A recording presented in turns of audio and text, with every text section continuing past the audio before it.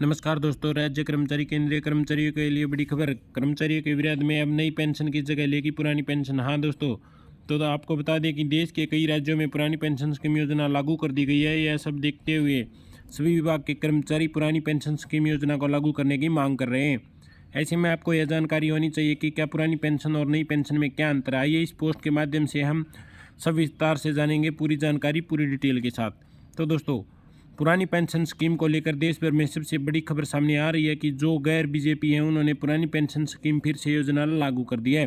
संसद में पुरानी पेंशन और नई पेंशन स्कीम को लेकर मंत्रियों के बीच बहस चल रही है। यह सब देखते हुए वित्त मंत्री राज्य मंत्री ने बड़ा खुलासा कर दिया है। मोदी सरकार ने सदन में पुरानी पेंशन योजना को लेकर यह जानकारी दी। तो जानते हैं पूरी डिटेल के साथ केंद्र सरकार का बड़ा फैसला, पुरानी पेंशन योजना हुई बहाल। यहाँ देखिए लेटेस्ट। तो दोस्तों, पूरे भारत देश में ओल्ड पेंशन को लेकर चर्चा का विषय बना हुआ है, क्योंकि कुछ राज्यों ने ओल्ड पेंशन स्कीम लागू करने के बारे में जानकारी दे दी गई है।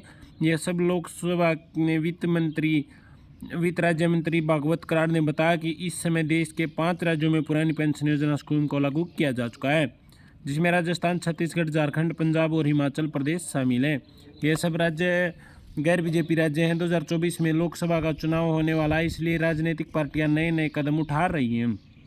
तो इसी को देखते हुए बता दें कि यदि देश में पुरानी पेंशन योजना स्कीम लागू होती है तो आरबीआई की रिपोर्ट के हिसाब से state finance ASTD of budget of 2023-24 के मुताबिक राजकोषीय संसाधनों पर जोर पड़ेगा, जिसके कारण वह अल्पकालिक हो जाएगी और आने वाले वर्षों में जो राज्य पुरानी पेंशन स्कीम योजना लागू करते हैं उन्हें अनफंडेड पेंशन देनदारियों का जोखिम उठाना पड़ेगा। तो इसी को देखते हुए बता दें कि जो राज्य पुरानी पेंशन स्कीम की योजना लागू करने की योजना बना रहे हैं उस राज्य के वित्त मंत्री ने पोष संसद में इस प्रश्न का जवाब देते हुए, जिसमें राजस्थान, छत्तीसगढ़, झारखंड, पंजाब, हरियाणा, हिमाचल प्रदेश आदि हैं, वह सब अपने पुरानी पेंशन योजना के बारे में fund regulatory and development authority को यह जानकारी दे दी है। तो आपको बता दें कि यदि देश में पुरानी पेंशन योजना स्कीम लागू होती है तो इस मुद्दे को लेकर कई तरह की रिपोर्ट्स आ रही हैं, जिसको लेकर आरबीआई ने जानकारी दी है कि यदि यह स्कीम लागू हो जाती है तो देश को भविष्य में आर्थिक खतरे का सामना करना पड़ सकता है। अभी 2 साल पहले ही महामारी जैसी स्थिति से बाहर निकले हुए हैं। ओल्ड पेंशन स्कीम योजना राज्यों के लिए चिंता का विषय है।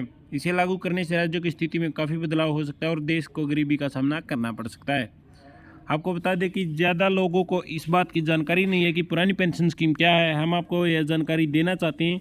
पुरानी पेंशन स्कीम के तहत योजना के तहत जो कर्मचारी हैं रिटायर्ड हो जाते हैं उन्हें आधी payment in old pension scheme योजना के तहत दिया जाता है, जो उनका बुढ़ापे का सहारा होता है।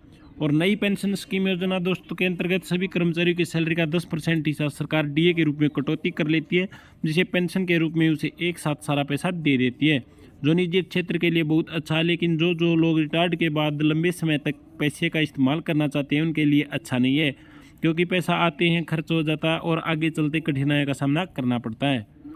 बता दें कि पुरानी पेंशन योजना सिर्फ उन कर्मचारियों को मिलेगी जिन्होंने 2004 से पहले सरकारी नौकरी में तैनात हुए। उन सभी को पुरानी पेंशन स्कीम का फायदा मिलेगा। 2004 के बाद विभाग में ज्वाइन हुए उम्मीदवारों को इस पेंशन योजना का लाभ नहीं मिलेगा। तो आज की वीडियो में इतना ही। जय हिंद, जय भारत।